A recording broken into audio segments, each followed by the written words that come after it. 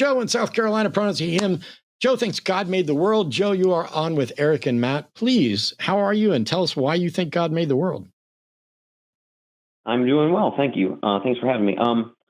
The reason I believe God made the world is I think that the Bible lines up best with the scientific facts that we can discover and that we keep on discovering as science changes. Are bats birds? Say that again? Are bats birds? Are bats birds? I don't think so. The Bible says they are. Should people be enslaved and owned as property? Because the Bible says it does. Was the earth created in 6 days? Were plants created before the sun? How does it line up with science? Yeah. Does all language stem from an event at the Tower of Babel? Yeah, that's better.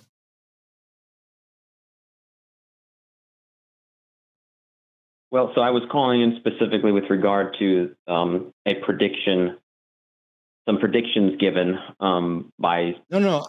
You said that the Bible, scientists, and you said the Bible aligns with science. We're asking you questions about where the Bible doesn't appear to align with science at all. Do you think all languages stem from the Tower of Babel? I do. What's your evidence for that, and why doesn't science agree with you? I haven't looked into that. I have no evidence one way or the other about that question. Maybe you should look into it. I will. Thank you. All right. Maybe since you just simply said you don't know about that, and that's totally fair. If you look into it, that'd be fine with us. Do you think the global flood? Well, I was going to go with, do you think that there's a primitive Earth shrouded in darkness that was created before light? We can go with that.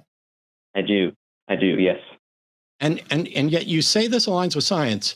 Is there a single scientific community of experts who agree that a primitive Earth existed before there was light? It's a very small community. No, I'm sure you're more well aware of James Lyle, Dr. James Lyle. The fact that it's not a scientific community. See, creation science isn't science.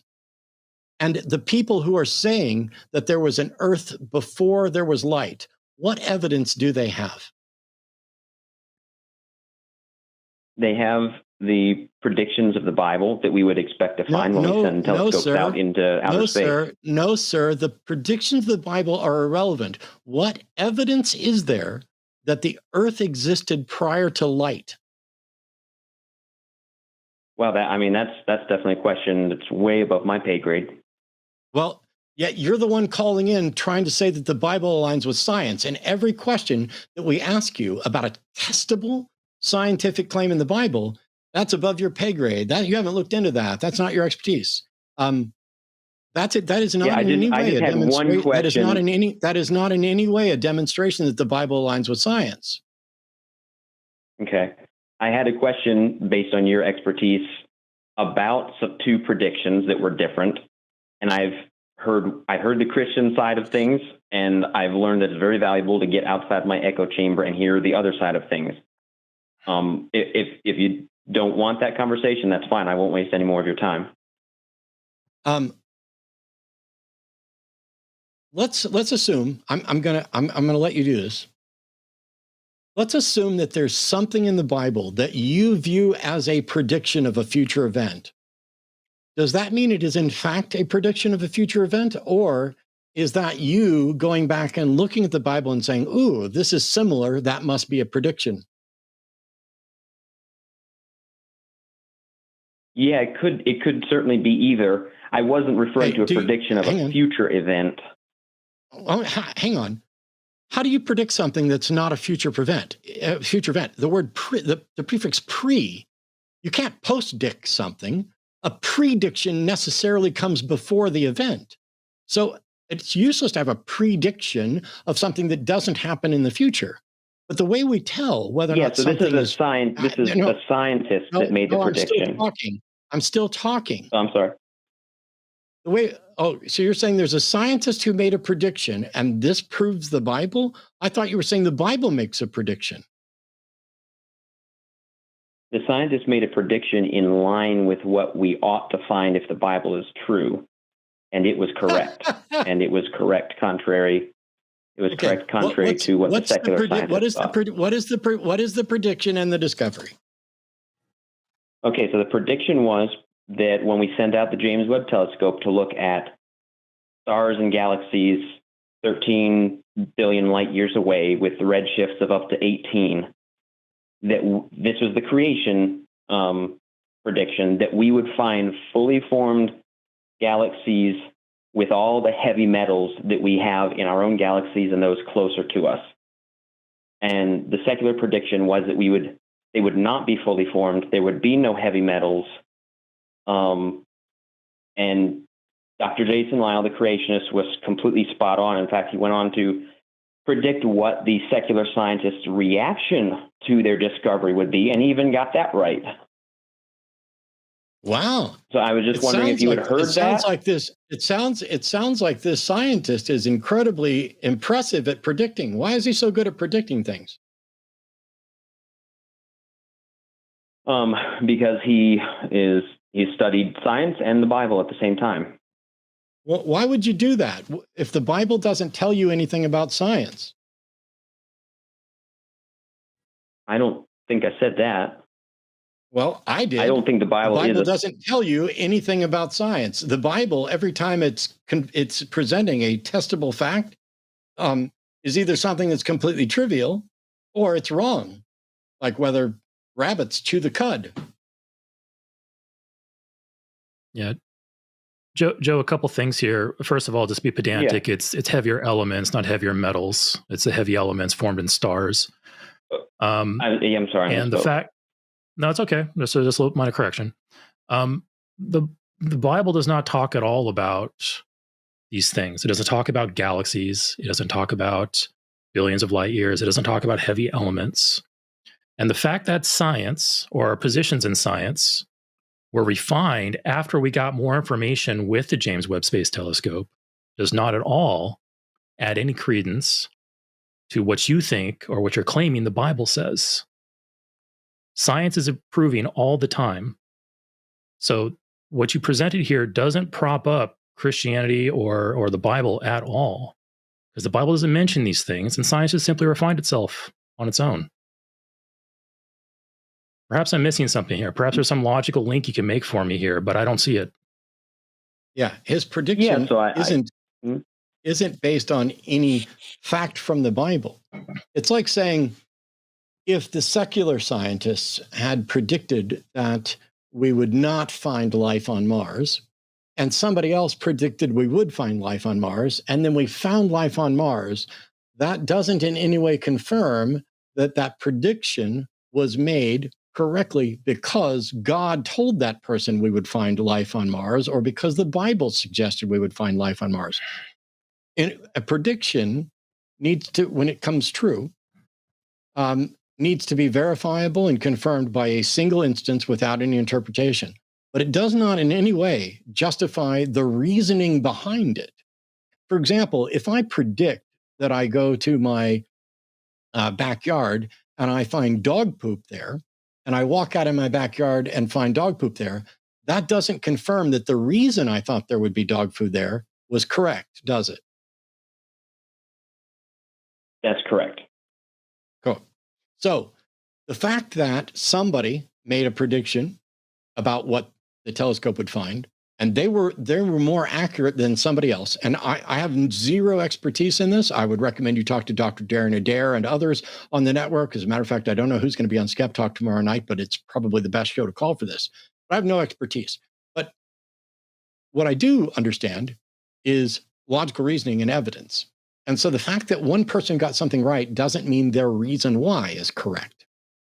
And the fact that somebody got their prediction wrong doesn't mean that their reasoning was wrong. They could have had a flaw in their data. But anyways, my position is not science is right, the Bible is wrong. My position is where the Bible makes claims that are testable, there are some of them accurate and some of them inaccurate. I don't know why there would be inaccurate claims in a Bible if it was in fact inspired by God. Why would God inspire things that were inaccurate and let people live for thousands of years, only to wait until we build a telescope so that one person can make a prediction about something, and then people can claim fallaciously that it confirms Scripture.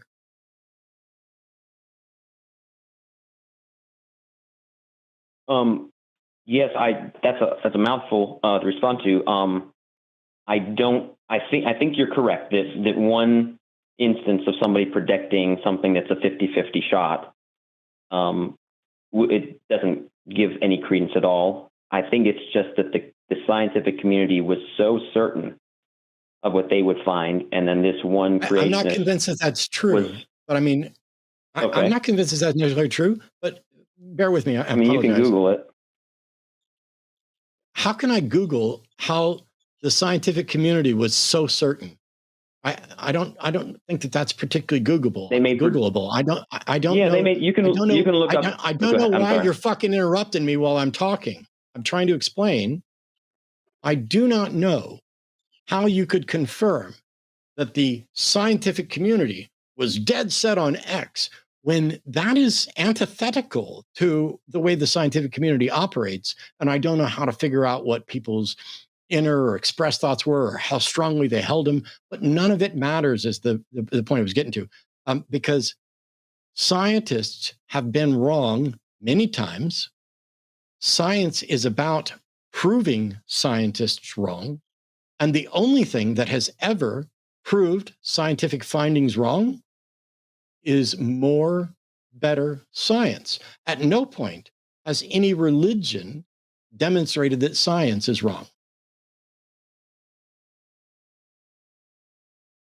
Yeah, so I want to apologize for when I've interrupted you. It's because on my end I hear a pause, and it seems like a good place to insert. So I apologize. It was not. There's also delayed. No problem. Yeah, no worries. Okay. So I think what gives it a tiny bit of credence is that both sides published their predictions. No, my side, the creation. Joe, you say both sides published their predictions. That's There's right. not both sides. There are two competing claims that have independent justifications. Now that is the scientific community suggesting that what the James Webb telescope found is incorrect? No. Is the scientific community suggesting and agreeing that they might have been wrong, and now they are investigating why they might have been wrong? Yes. When science shows religious claims wrong, do the religions acknowledge that they were wrong and begin investigating why they were wrong? I think so. Really? Because I still have the same Bible. No, they don't. I still have the same Bible with the same false science claims. Individuals might, but the religious community doesn't. Show me where any religion, let's pick a Christian one. Pick a Christian religion that has come out and said, in addition to our statement of faith, we have investigated and found that the Bible is wrong on these scientific issues, and we are currently investigating why it could be wrong. Where does that exist? I do not know of such a thing. I don't either. And that's the thing. Science is all about finding out where and why and how you were wrong. And religion is all about making assertions, never really changing. It's not like there's a Bible 3.0. It's not like God has come down and said, hey, that stuff in Genesis about the order of creation, you guys got that wrong. I don't know why you weren't listening when I suggested this. But yeah, when it says here's the order of events in Genesis, that's not accurate at all. And some of this comes down to whether you take the Bible, Genesis in particular, literally or figuratively. And so what they try to do is say, oh, it doesn't mean 6 literal days, but you think it does mean 6 literal days. Do you think the universe is closer to 13.7 billion years old or closer to 6,000 years old? Closer to 6,000. Yeah. I will just say that someone who thinks the Earth is closer to 6,000 years old than it is to 13.7 billion years old is a science denier. And I don't care if they think that the Bible more closely aligns with science, especially if every question we ask them about the scientific specifics, they haven't looked into, it's above their pay grade. If it's above your pay grade, then you shouldn't have an opinion about whether or not the universe is closer to 6,000 years old than it is to 13.7 billion years old. And yet, curiously, you do.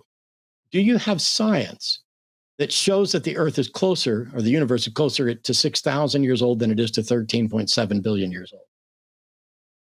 Yes. Cool. What's I believe science? the rotation. So I believe the not the rotation, excuse me, the orbit of the moon around our planet demonstrates that our Earth cannot possibly be nearly as old as scientists tell us, because the moon is moving away from us. And if you wind that back, the Earth and the moon would be touching. I don't remember what the date is, but it's much sooner, much closer than scientists tell us the moon and Earth were orbiting each other. And so I believe that. I'm going to recommend a website to you, which I have handy all the time, because this is above my pay grade too, but I've done this for decades and I've read and studied and all that stuff. You can talk to Dr. Darren Adair, who's a physicist and a Bible scholar on the network when he's on. But there's a great website called the Talk Origins Archive that is an index to creationist claims. And literally, I would find it incredibly surprising if anybody ever came up with a claim that isn't addressed here. The specific claim that you're referencing, you can go to talkorigins.org/indexcc. That will get you to the index to creationist claims. All of them are there. This specific one is claim CE110. Because of tidal friction, the moon is receding. CE110. Because of tidal friction, the moon is receding and the Earth's rotation is slowing down at rates too fast for the Earth to be billions of years old. This comes from Thomas Barnes, 1982, Young Age for the Moon and the Earth, Impact 110. The response from the scientific community is fourfold. One, the moon is receding at about 3.8 centimeters per year. Since the moon is 3.85 times 10 to the 10th centimeters from Earth, this is already consistent with within an order of magnitude with an Earth-Moon system billions of years old. Number two, the magnitude of tidal friction depends on the arrangement of the continents. In the past, the continents were arranged such that tidal friction and thus the rates Earth slowing and the moon's recession would have been less.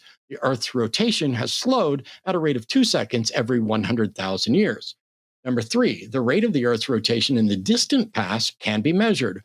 Corals produced skeletons with both daily layers and yearly patterns, so we can count the number of days per year when the coral grew. Measurements of fossil corals from 100 to 400 million years ago show year lengths from 381 to 410 days. So a year isn't consistently 365 days. In 400 million years ago, it's closer to 410 days. With older corals showing more days per year. Similarly, days per year can also be computed from growth patterns in mollusks and stromatolites, and from sedimentary deposits.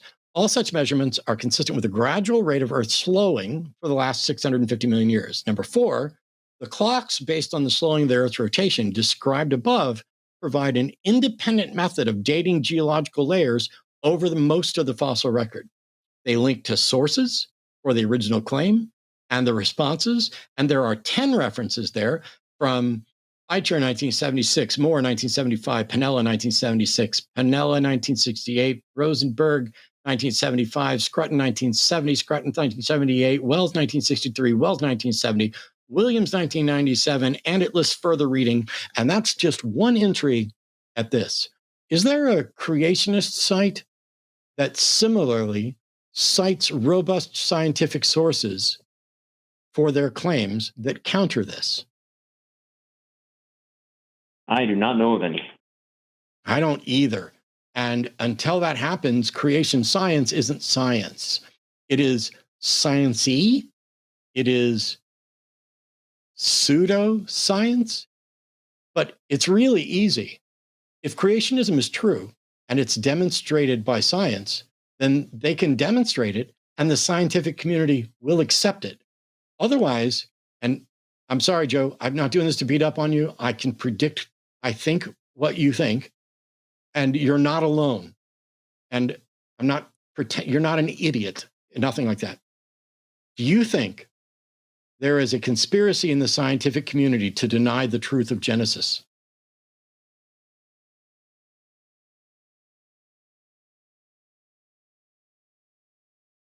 I think that you're partly right. I definitely don't chalk my disagreements up to that entirely, but you think the resource that you gave me is very helpful, and I'm definitely going to look into that, and I appreciate it. Please do, and thank you, Joe. I just say that the delay and the way you answered that was incredibly encouraging, because I love it when people actually think about the questions that we pose and are willing to consider it. Because a lot of people that would call in would just say, "Oh yeah, there's a scientific conspiracy to deny the truth of Genesis," and I can't personally buy into conspiracy theory thinking at that level, because the way science works is that you get famous in science and you get funding and grants for reliably demonstrating that somebody else was wrong. This is the core of science. It's like we think we understand so much, but we keep finding out that we're wrong. But we're wrong in this way. It's not like we're going to suddenly find some evidence that, like a rabbit in the Precambrian fossil layer is essentially what Stephen Jay Gould suggested would falsify evolution. We don't expect to find that. If we do, somebody's going to get famous. If creationists could undermine the scientific research that counters their claims, creation science would just be science. It's the same thing with alternative medicine. And this is the last recommendation I'm going to throw out. If you're not familiar with Tim Minchin, the comedian musician, he has a song called Storm. You said Tim Minchin? What is it? Yeah, Minchin. And just go to YouTube and type in Tim Minchin Storm, Storm. There's a great little video there. It's a funny song about someone who's into all kinds of pseudoscience and woo. And there's a bit in there where he talks about, do you know what alternative medicine that has been reliably proven to work is called? It's called medicine. See, we get into these thought processes that ancient people knew something, or that pseudoscience is being dismissed by the scientific community, when in reality, if you can support your view with evidence, you win. I mean, that's the science championship there. That is not true in any religion or religious community that I'm aware of, including the creation science community. But that was my last recommendation, Joe. Okay. I do very much appreciate you taking my call, and I'm definitely looking into both of these resources. Thank you. Please do. I'd love to hear from you again. I appreciate it, Joe. Good call. Thank you.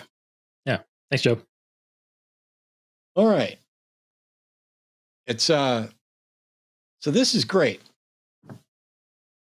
Joe's an example of someone whose views are diametrically opposed to mine and inconsistent with the current understandings of science. And he's genuinely curious, seeking out competing opinions. Part of the problem is that he called somebody who doesn't know enough about the science of the James Webb Telescope or galaxies. But fortunately, he called into the line. And here on our network, we have Dr. Darren Adair, and we have other people as well. Hello, I'm Jimmy Snow, executive producer for The Line and avid candy eater. Hey, if you'd like to support this channel, you can do so now on Patreon or as a channel member with tiers specific to supporting specific shows and hosts. And it also supports our ability to expand programming going forward. You could also leave a super thanks down below, get a little special highlighted comment, and I'll tell you what, you could hit like and you could hit subscribe. Now, here are some video suggestions so we can fudge that algorithm. Go with one of ours. Forget everyone else on YouTube. I'm begging.